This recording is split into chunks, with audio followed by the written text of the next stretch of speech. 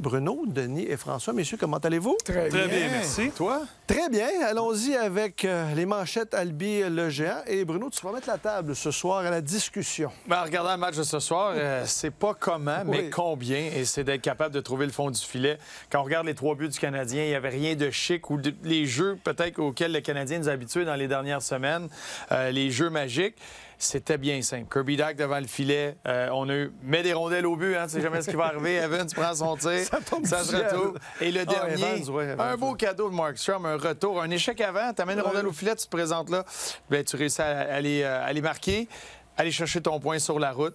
C'était pas super élégant, mais ça a été efficace. La gestion aussi d'une avance. Puis ça, on va y revenir un petit peu plus tard.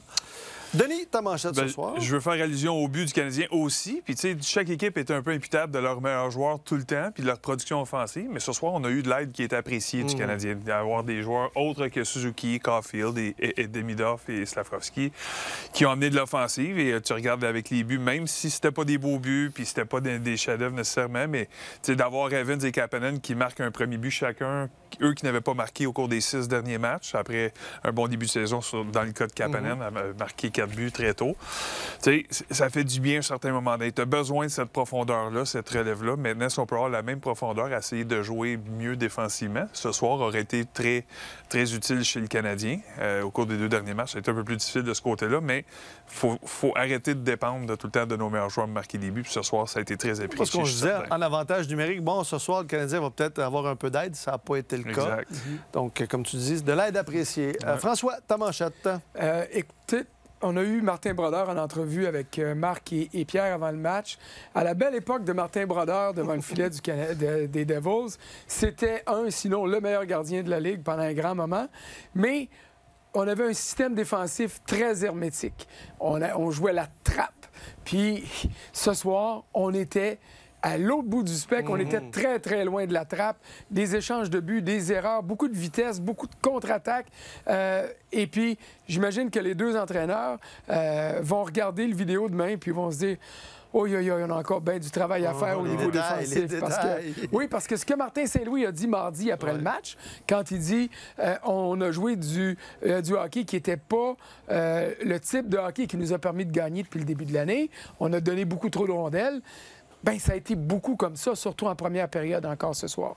Alors, ça donne un bon spectacle pour nous autres, mais c'est pas le genre de spectacle que les coachs adorent. C'était intéressant parce que les Devils du New Jersey, c'est une des bonnes équipes que le Canadien a affrontées depuis le début de la saison. On se disait, avec 8 minutes à faire, le Canadien a les devants 3-2.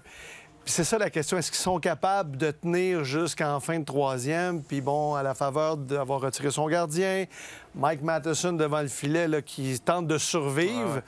Mais on a quand même donné un but en toute fin de match pour créer l'égalité du côté du Canadien. Bien, le résultat n'est pas celui que tu veux, c'est certain, quand tu protèges cette avance-là. Mais jusqu'à la dernière poussée à retirer le gardien, j'avais trouvé le Canadien à bien se défendre, à être hermétique à leur ligne bleue, à bien gérer la rondelle, à faire reculer les Devils, pas donner de surnom. Tout était là. Mais là, tu retires ton gardien, un tir bloqué, qui est un tir de l'extérieur. Tu sais, ça, c'est un tir que Dobech aurait pu avoir. Mais là, Matheson se retrouve dans le trouble. On a le trio d'Evans sur la patinoire. On est dans notre position qui ressemble un peu à un D. Puis là, c'est un jeu intelligent de Hughes qui fait juste amener une rondelle. Il y a un surnombre devant le filet, il amène une rondelle, tu espères que Mercer ou Meyer, un des deux, se regarde de mettre sa main dessus, puis ça a fonctionné ce coup-là pour les Devils. C'était dur par moment de déterminer si, tu sais, avec les 2 formations qu'on avait ce soir qui s'affrontaient, c'était dur de savoir si c'était le talent qui faisait mal paraître la défensive parce qu'on bougeait bien puis on était capable de faire les jeux et les passes, ou c'était la défensive qui avait trop de latitude ou qui donnait trop d'espace. C'est dur à juger, mais le résultat reste le même. C'est que défensivement, on a accordé trop d'occasions de marquer près de l'enclave. Puis je sais que Marc, après la deuxième période, a dit qu'on avait coupé les chances pratiquement de moitié contre les Flyers au dernier match. C'était 10 chances de l'enclave après 2 périodes. Mais pour moi, il y avait des grandes chances de qualité. Puis dans des détails, pour moi, qu'on a laissé de côté. Juste la prise de bâton, le positionnement, l'être alerte, puis la tête sur un pivot pour être capable de reconnaître les situations, qui est où et qui je prends. Ça a été plus difficile pour moi, puis ça a été très dangereux par moment. Puis tu peux ajouter à ces 10 occasions de qualité des Devils, nombre de fois, les Devils ont cherché le jeu parfait. Il y avait des situations où tu te dis « Ah, il va tirer. » Non, là, il cherchait une passe.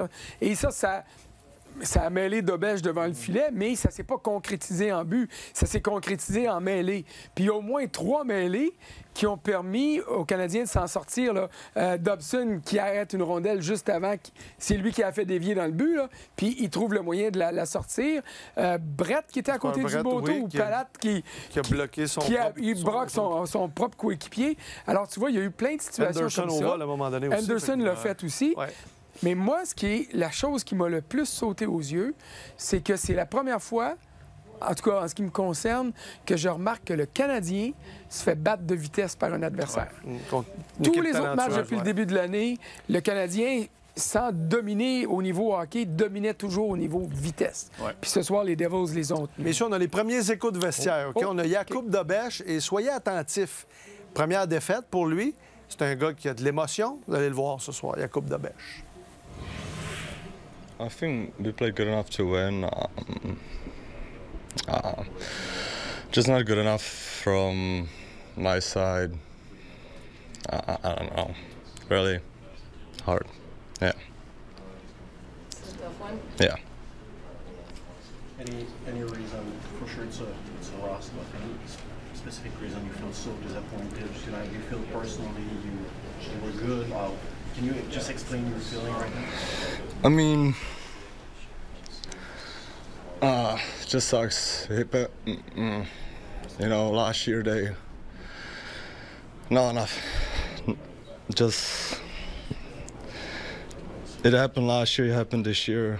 You know, lose to those guys in OT. So just disappointed in myself. That's pretty much it. You take it personally? Yeah. Team battle back there, though. No, they play great. Just on my side, I need to be better. So.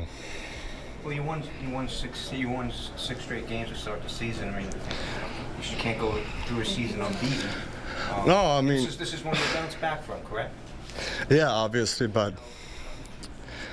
not good enough. 6-0 is not good enough. I really wanted. I'm good. Thank you. Bon, évidemment, c'est une réaction très émotive qui peut être surprenante, mais dans le cas de Dobèche, ça se trouve. Ben oui, mais c'est surprenant. Dans le cas de Dobèche, c'est un gars qui est entier. On l'a vu dans ses émotions, peu importe. Puis là, il les répète souvent, j'aurais dû être meilleur, j'aurais dû être meilleur. C'est arrivé l'an passé où j'ai perdu aussi en prolongation, puis il s'en veut, puis il s'en veut. Les gardiens ont tendance à être très durs envers eux-mêmes. Mais là, un petit peu, il va falloir que peut-être qu'Éric Raymond lui parle, puis lui dise, écoute, c'est pas la fin du monde, là. C'est un match, là, c'est pas la fin du monde, mais il prend ça à cœur. On peut pas dire autrement. Il prend ça à cœur, puis je trouve qu'il n'y a pas de raison de se flageller comme ça. Là. Exact. C'est une situation ce soir où, honnêtement, tu regardes les buts des Devils, je pense pas qu'on puisse dire que Dobèche a accordé un mauvais but. Il y en a, en tout cas, le premier... Peut-être le premier, tu peux dire, j'aurais pu faire l'arrêt, mais c'est pas un mauvais but. Tu sais, des fois, on dit, bon, le gardien aimerait revoir le tir parce qu'il aurait peut-être été en mesure de faire l'arrêt, mais tu peux pas dire que c'est un cadeau.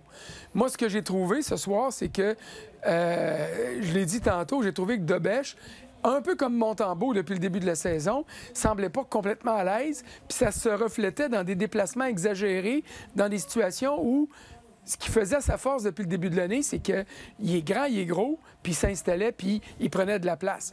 Quand tu glisses puis tu te sors du but, tu donnes des ouvertures, puis tu te déstabilises. Alors, tu sais, prends-toi, mon petit gars, t'es pas responsable de la défaite. Pas en tout, là. Les gars devant toi, surtout en première période, ont joué beaucoup plus mal que toi, là. Parce que c'est long une saison. Bon, OK, on va aller voir Martin Saint-Louis. Je pense pas qu'il va pleurer. J'espère que non.